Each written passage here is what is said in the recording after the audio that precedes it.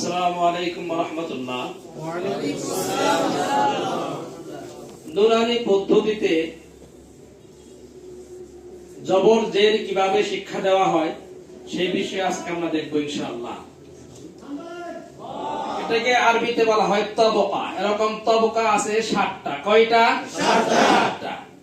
প্রথম তবকায় কাজ হলো ২টা। কয় কাজ? ২ কাজ। কয় কাজ? ২ কাজ। কয় কাজ? ২ কাজ। আপনারা সকলে বোর্ডে আমার হাতের দিকে দেখতে থাকেন।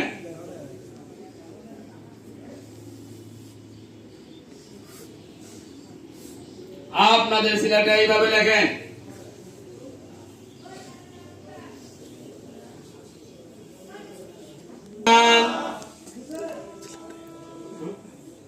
সিলেট দেখান। সিলেট হাঁটুর উপরে রাখেন।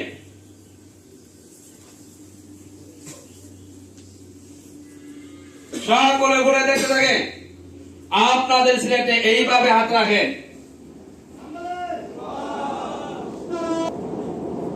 উস্তাদ দেখবে, একদম দেখে দেখে পিছনে চলে যাবে।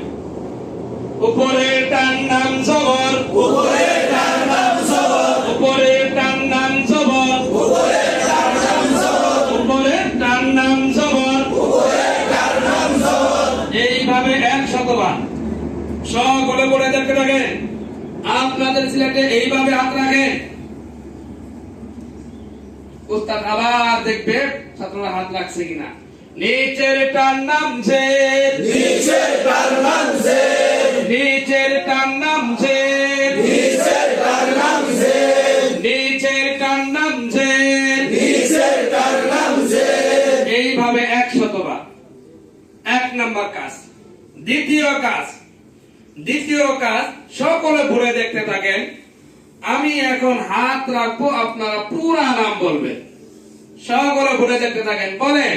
উপরে টান নাম জবর, নিচের টান নাম জের, উপরে টান নাম জবর, নিচের টান নাম জের। এইভাবে ৫ মিনিট ১ নম্বর তবকা কাজ শেষ। সিলেট পরিষ্কার করেন।